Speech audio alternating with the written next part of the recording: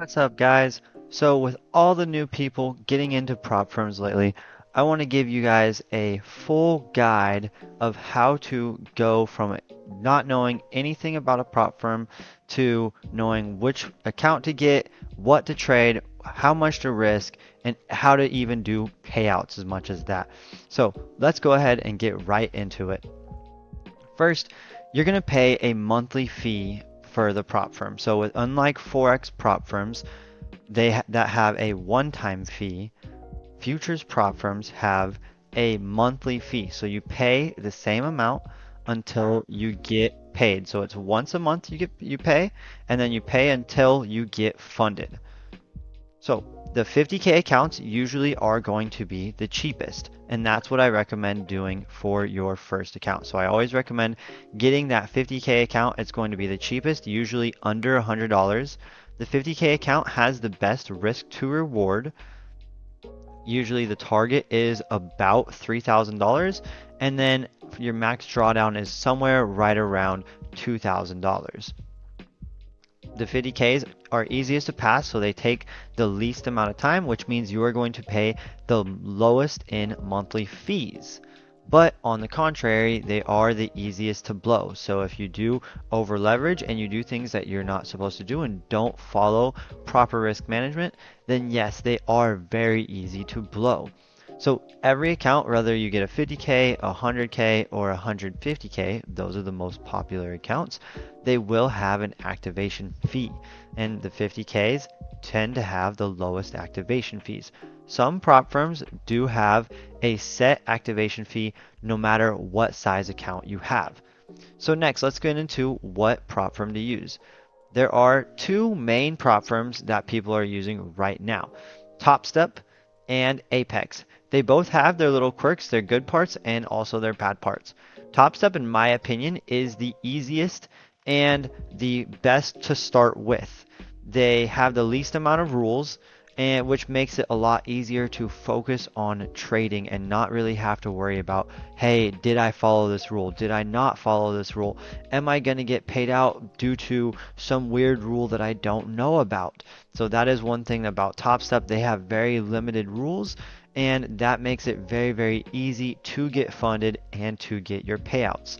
On the downside though, TopStep does only allow 5 accounts. So other prop firms like Apex right here is the next one, they allow 20 accounts. So it is a little cheaper per account.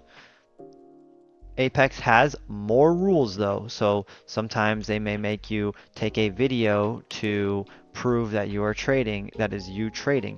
They have a no dollar cost average where you can't average down video rule. They have a specific consistency rule that you have to follow. So there's a lot of different rules with Apex as opposed to TopStep. They are a fantastic company and they will pay out if you pay by their rules. So I'm not going to say don't use them at all. They do even have a 25K account, which is even smaller and cheaper to start with than the 50K account that TopStep has. Apex does have the largest scalability, as I said before. They do allow 20 accounts instead of just the 5 TopStep allows. So those are going to be the two prop firms that you're going to choose from, whether it be TopStep, which in my opinion is the best for the beginner, or Apex if you want to kind of scale it up a little bit and get multiple accounts. Next, we're going to go into how you are trading. So we're going to go talk about what you're trading and when you're trading. So first, you're going to pick one or two specific strategies. For me specifically, and the ones I highly recommend, they're going to be a mix of either the opening range break strategy or an inverted liquidity model, which I will post videos to in the description here. Next, you're going to choose one session. You're not going to trade every single day, every single session. Some people, they try to trade at night and then also in the morning. So there's multiple sessions. There's New York AM, New York PM, there's Asia session, and then there's London session.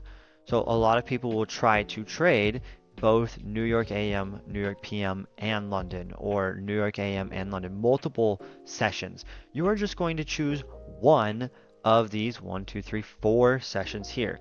In my opinion, New York AM is the easiest and most consistent to trade. So if you are trading New York AM, the most consistent assets to trade that you're going to be wanting to use are the MNQ, the micro NASDAQ futures, or the MES, which is the micro S&P 500 futures. We are trading the micros to start out with because they are smaller and easier to scale. So micros are 10 times smaller than their mini counterparts, which is just NQ and ES.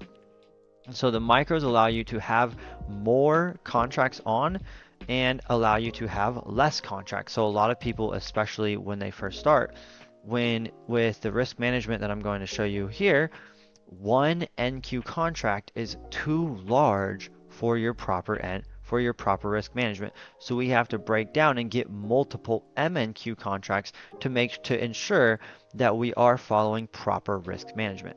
So in New York AM, you're going to choose either the MNQ or the MES. They both kind of move together in general.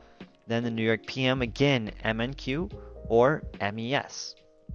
Then next, for Asia and London, you can trade the MNQ and the MES, the indices, but they are not quite as consistent. So if you're somebody that is not able to trade during New York AM or New York PM, then if you're trading Asia or London, I highly recommend trading gold futures. And similar to the NASDAQ and the ES futures, the larger gold futures, the GC, those are going to be too large for your risk management that I'm going to teach you here. So I'm going to tell you guys and recommend to use the micro GC, so the micro gold contracts, which is MGC. Next, you are always going to journal every single trade. Two of the biggest metrics that you need to know is your average winning day, how much you make on an average winning day, and how much you lose on an average losing day. And then you also need to know how many days a week on average you plan on winning. So you're going to learn this through backtesting and through having a model that is presented to you that you already have backtested results, that somebody can give you backtested results, or by backtesting them yourself and getting the results from that specific model. The opening range break and the ILM in our Discord, we do have backtested results on both of these models, so you don't have to actually do the backtesting yourself, but it is good to do the backtesting yourself to become confident and to understand the model yourself. So knowing your average winning day versus your losing day, and knowing your average number of winning days per week, what does that give you? That puts the math in your favor. So let's give an example now. If your average winning day is $400 and your average losing day is $200, that means that you can win 2 out of the 5 days of the week. So if you win 2 days, that is $400 times 2, $800. Then if you lose 3 days of the week with your 200 average losing day, 200 times 3 is 600. Now you still have $200 profit for the week. So that means in order to be profitable for the week, you need to only win 2 trading days out of the week. So that's a 40% win rate for the week. So this really, really helps to put the math in your favor. Next, what are you going to use for risk management? How much are you going to risk per trade? Well, what you're going to do is you're going to take the amount of drawdown you have and times that by 10%. So with a 50K account, like I mentioned, usually you start with either $2,500 or $2,000 in drawdown. So you take 10% of that, which would be $200 or $250 per trade, max. And so this is going to be the max amount that you trade no matter what. So even if you are in profits and you have a little more drawdown than just that starting amount, do not overscale and over leverage. Continue to use that 10% of the starting drawdown as your max loss per trade. But this also allows you that if you are in drawdown, then you push your limit back and you do not quite risk as much while you are in drawdown. So let's just say if you are in drawdown and now your max loss that you're allowed to take on the account is 1,500. You took a $500 loss and it was at 2,000. You took a $500 loss. Now you're only allowed to lose 1,500 before you blow that evaluation, before you blow that challenge. Now instead of risking $200 per trade, you are only going to risk $150 per trade. This helps reduce the amount of this helps to really make sure that you don't blow up your account with just a few trades. Next, you're going to limit the number of trades that you take per day. Like I said, you're going to stick to trading in one session. So if you take 2 losses, then you're done for the day. Or if you take 1 or 2 wins, then you're done for the day as well. So if you do take a win and it is only, let's say, a 1R or a 1.5R, and you decide to take a second position, then do a half position size for your second position. You do not want to close the day at a loss. So if you've already taken a win for the day, make sure that that day does not turn into a losing day. Next, if you do take a win and you are up more than 2R, then you can just call it a day and stop trading. So with our risk parameters, if you're risking $200 per trade, and which is 10% of your drawdown, and you take a 2R trade, that means you have made $400 profit. Well, at a $3,000 target that you have to make, you only have to take 10 winning trades in a row, if you can get it, to pass the account. So it really helps make sure that you can pass the account fairly at a decent pace as well. We really want to make sure that we're not getting greedy as well. So minimum we're looking for is about that 2R, but then we also want to be careful not to extend it too far past about a 3R. So you're really only looking to catch a 2 to 3R. So at $200 per trade, that's roughly $400 to $600 per trade profit that you will be getting.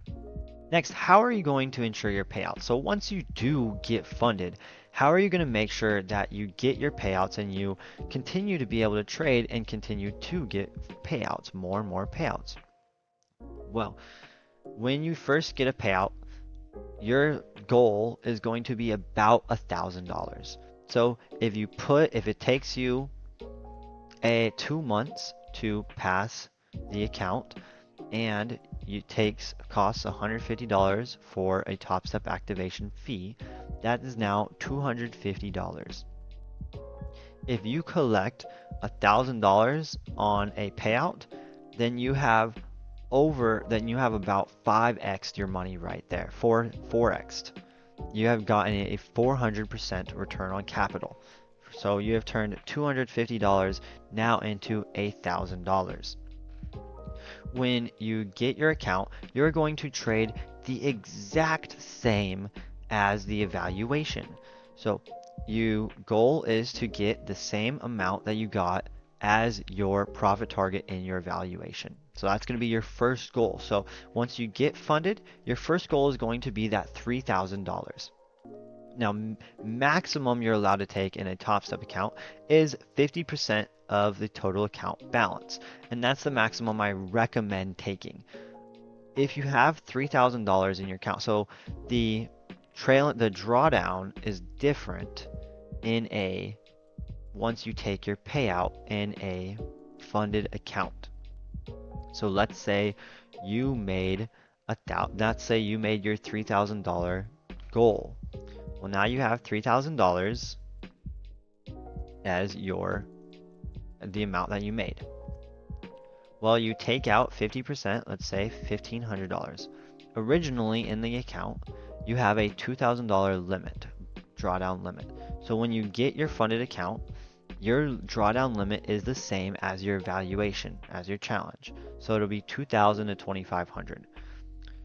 Once you take your payout, and once you get past that amount and take your payout, the drawdown goes to 0. So let me explain that a little better. If you have $3,000 in your account, so you start out with zero, you made it, you have a $2,000 drawdown limit, and then you make it to $3,000 in profit. So now you have $3,000 in profit. Your drawdown limit is zero.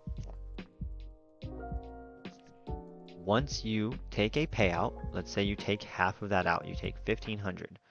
Now you have 1,500 left in your account. So your drawdown was at zero. When you get over $2,000 profit, it goes to zero. Anything over that, it stays at zero.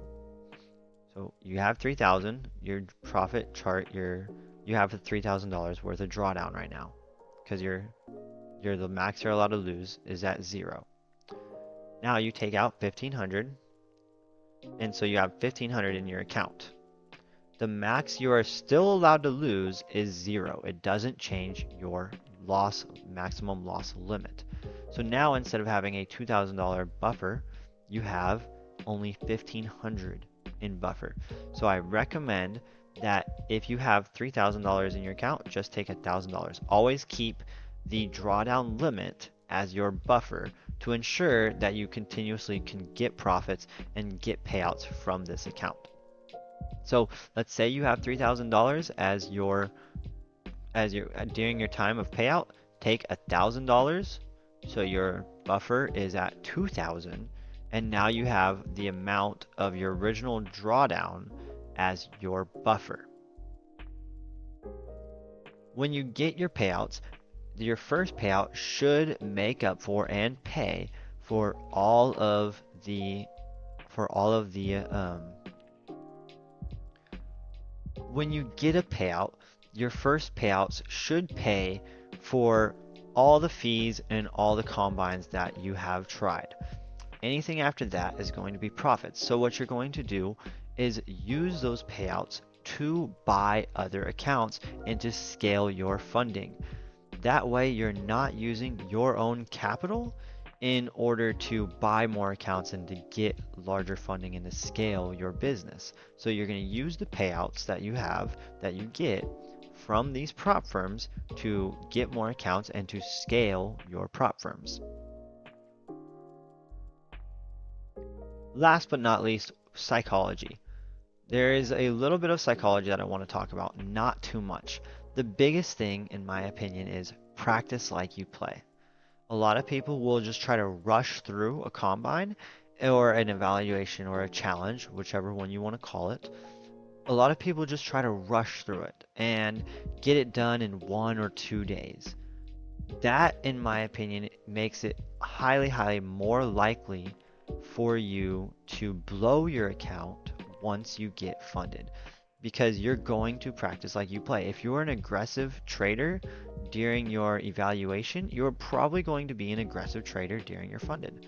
If you have wild price swings, very volatile P&L, then you're probably going to have a volatile P&L during your funded. So make sure that you are not rushing it.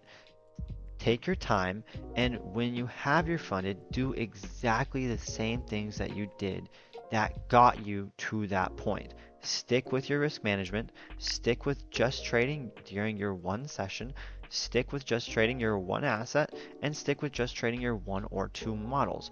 Stick with this blueprint, and you will continue to be able to get payouts on this account.